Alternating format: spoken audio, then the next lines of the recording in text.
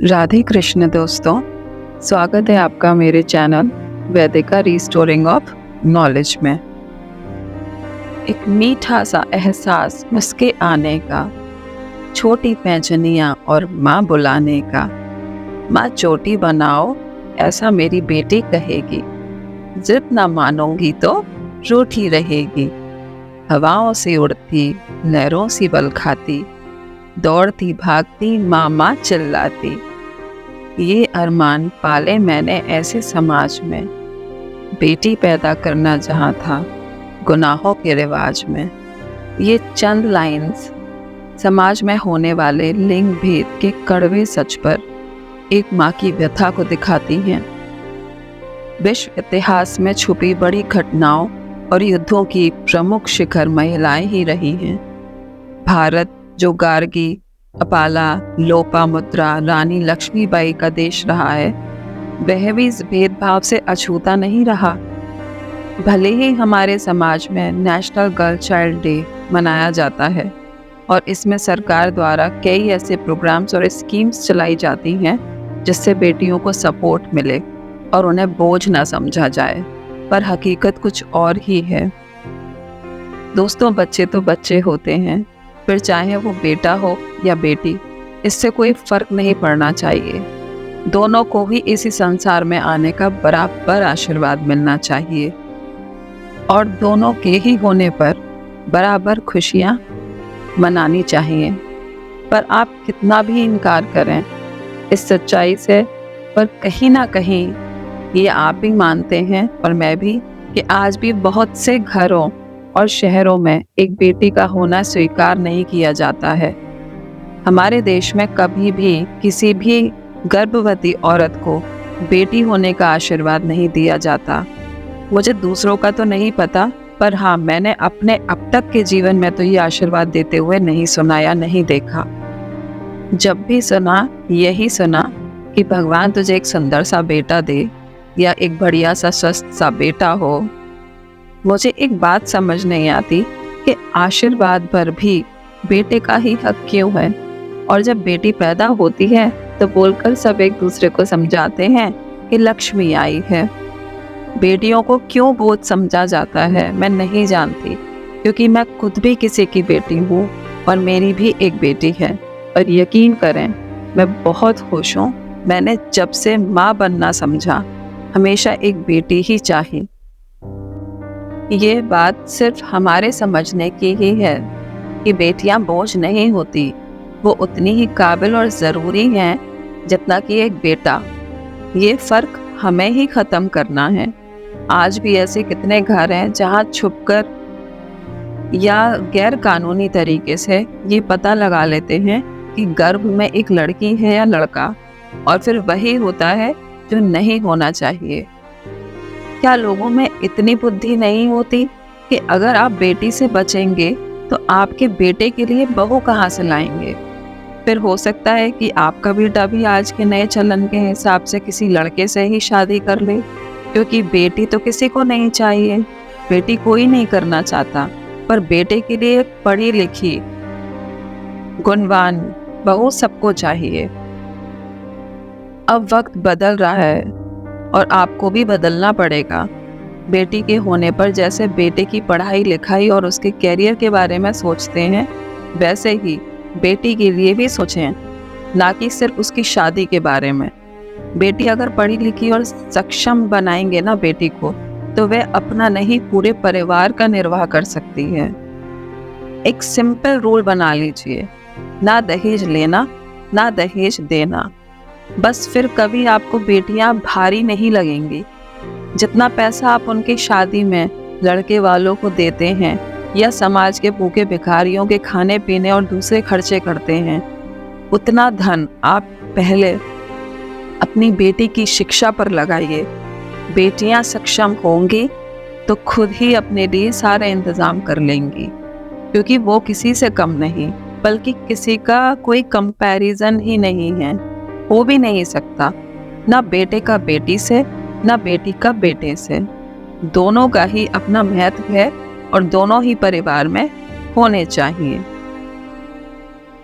अगर शारीरिक तौर पर देखा जाए तो भले ही लड़के लड़कियों से ज़्यादा ताकतवर हैं, नहीं तो किसी भी क्षेत्र में या किसी भी संस्था में आप देख लीजिए, वह कभी पीछे नहीं मिलेंगी, बल्कि सुपीरियर ही हैं, क्योंकि ईश्वर ने उनको वो वरदान दिया है जो पुरुष कभी नहीं कर सकते, और वो है नए जीवन को बनाने का, अपने गर्भ में 9 महीने एक जीवन को रखने का। ये वरदान ही उन्हें हर तरीके से श्रेष्ठ बनाता है। आपको पता है, हिंदू धर्म में 14 रत्नों में से एक रत्न स्त्री रत्न भी है। स्त्री को एक रत्न कहा गया है।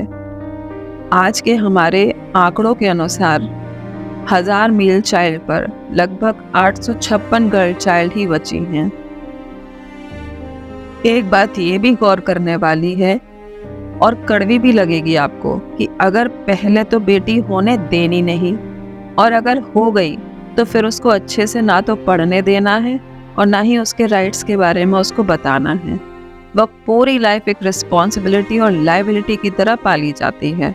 फिर उसकी शादी करके उसको एक सामान की तरह दान में दिया जाता है, और ये समझाया भी जाता है साथ में कि अब चाहे कुछ हो जाए तुमको यही निभाना है, यही निर्वाह करना है, क्योंकि पिता का तो सारा हक बेटे को मिलेगा। ये इंडियन पेरेंट्स ने खुद ही तय करके रखा है कि हमारा सारा धन, सारी संपत्ति सिर्फ बेटे को ही जानी है। बेटी तो सामान है जिसे एक वक्त पर दान के रूप में दे देना है और पीछा छुड़ा लेना है। मेरी बातें आपको बुरी जरूर लग रही होंगी दोस्तों, लेकिन कहीं ना कहीं हमारे समाज की सच्चाई यही है। मैं ये नहीं कहती कि आज हालात बदले नहीं हैं, बिल्कुल बदले हैं, पर समाज के किन्हीं हिस्सों में स्थिति वहीं की वहीं है। अब भी पढ़े लिखे एजुकेटेड होने के बावजूद कितनी लड़कियां ऐसी हैं जो डोमेस्टिक वायलेंस और न जाने कितने टॉर्चर्स बर्दाश्त कर रही हैं। उसके पीछे कहीं ना कहीं एक मुख्य कारण ये भी है कि अगर एक पिता बचपन से ही दोनों बच्चों को अपना बराबर उत्तराधिकारी माने, तो ये खासकर लड़कियों के साथ उनके भविष्य में ये दिक्कत कभी नहीं आएगी। मान लीजिए एक पिता के पास संपत्ति के नाम पर 10 रुपए हैं, तो उसे उन 10 रुपयों को 5-5 में दोनों बच्चों में बांट देना चाहिए, ताकि दोनों बच्चे इक्वल ही सक्षम रहें। अब अगर बच्चे अच्छे हैं तो उनको वही 5 रुपए के वो 20 रुपए बना सकते हैं, और अगर बच्चे अच्छे नहीं निकले तो उन्हीं 5 रुपयों को 0 भी बना सकते हैं। पर हक तो दोनों बच्चों का है, और इस सच से हम इनकार नहीं कर सकते। Under the Hindu Succession Amendment Act 2005, a daughter has the same right to her father's property as the son, and her marital status has no bearing on her right to claim the property.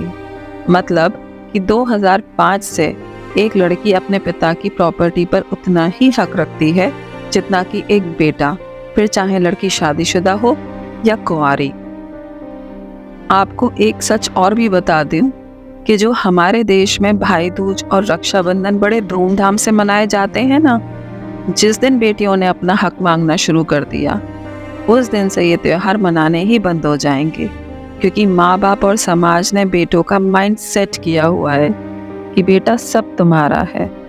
हम कितने भी women's day मना लें और कितने ही national girl child day मना लें, जब तक हम नहीं सुधरेंगे ना, हमारा दिमाग नहीं सुधरेगा इन चीज़ों को लेकर, तब तक कोई नारा, कोई दिवस, कोई स्कीम कुछ भी मदद नहीं कर सकता। इन सब में लड़कों की कोई गलती नहीं है, क्योंकि जैसा मैंने कहा कि इनकी अपब्रिंगिंग ही ऐसी होती है कि बहन तो दूसरे घर की है, पराई है, मत लड़ उससे, उसकी शादी हो जाएगी, कुछ दिनों में वो अपने घर चली जाएगी। ये जो अपना घर वर्ड है ना, ये शुरू से ही बेटे के दिमाग में और बेटी के दिमाग में बिठाया जाता है कि ये अपने घर चली जाएगी, तू ही तो है हमारे घर का चिराग, हमारे मरने के बाद तू ही तो पिंडदान हमारा करेगा, हमें मोक्ष दिलवाएगा। पर बेटों के प्यार में अंधे हुए उन माता पिता को मैं ये बता दूं कि लड़कियां भी पिंडदान कर सकती हैं, उन्हें भी हमारे धर्म और शास्त्रों में उतना ही अधिकार प्राप्त है जितना कि एक लड़के को। और स्वर्ग नर्क आप बेटे के होने या ना होने से नहीं जाते, अपने कर्मों से आप स्वर्ग या नर्क जाते हैं।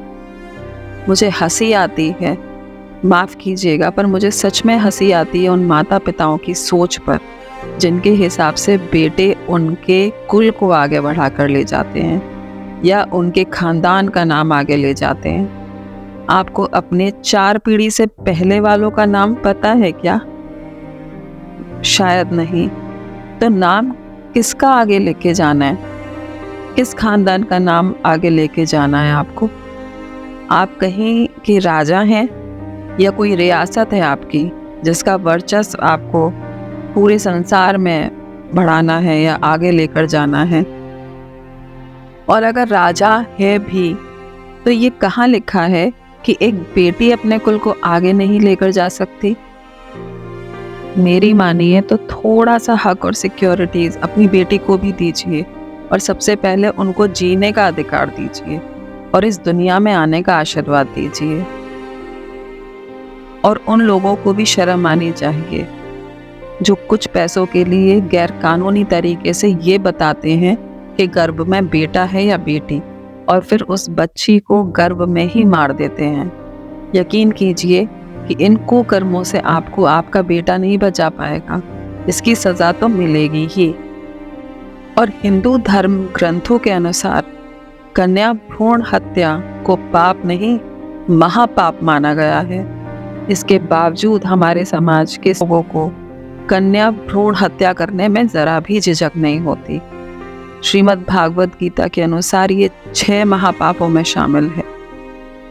गरुड़ पुराण की बात करें तो उसमें भी इस बात का उल्लेख मिलता है कि गरुड़ पुराण के अनुसार अगर कोई भी स्त्री या पुरुष भ्रूण हत्या जैसे पाप करता है तो उसे मरने के बाद नरक में स्थान मिलता है और सृष्टि के अंत काल तक के लिए नरक में मिलने वाली यातनाओं और सजाओं के लिए छोड़ दिया जाता है।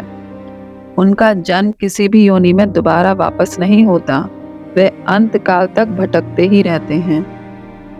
ये बातें आपको डराने के लिए नहीं बताई जा रही हैं। जो हमारे ग्रंथों और धर्म में लिखा है, जो हमारे शास्त्रों में लिखा है, आपको वही बताया जा रहा है। हमें कोशिश करनी चाहिए कि हमसे ऐसा घोर अपराध ना हो और ऐसा करने में किसी की भी मदद ना करें। तभी आप और हम मिलकर एक सभ्य समाज और एक बराबरी का समाज बना पाएंगे। कभी भी आगे कोशिश कीजिएगा कि किसी भी गर्भवती स्त्री को जितने प्यार से आप एक बेटे होने का आशीर्वाद देते हैं ना, उतने ही प्यार से और उतने ही गर्व से एक स्वस्थ और सभ्य बेटी होने का भी आशीर्वाद दें। तभी हमारा समाज बदलेगा दोस्तों। घर में बेटा हो तो भाग्य उदय होता है, मगर बेटियों का जन्म तो सौभाग्य से होता है। तो आज इस वीडियो में बस इतना ही। मिलते हैं अपने अगले वीडियो में। आप मुझसे थोड़े बहुत भी सहमत हो तो प्लीज़ मेरे चैनल को सब्सक्राइब ज़रूर कीजिएगा, और हाँ, बेल बटन को दबाना प्लीज़ मत भूलिएगा। आप सब अपना ख्याल रखिएगा, अपने बच्चों का ख्याल रखिएगा, खासकर अपनी बेटियों का ख्याल रखिएगा। राधे कृष्ण दोस्तों।